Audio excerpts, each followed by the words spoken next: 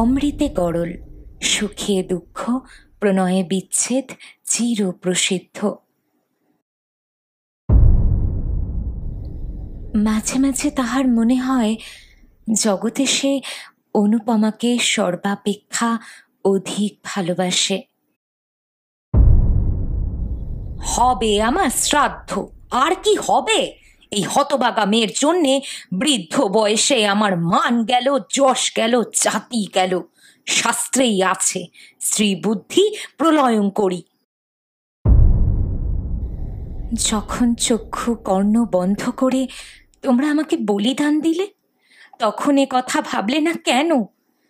আজ আমারও চক্ষু ফুটেছে, আমিও ভালো রূপ প্রতিশোধ নেব।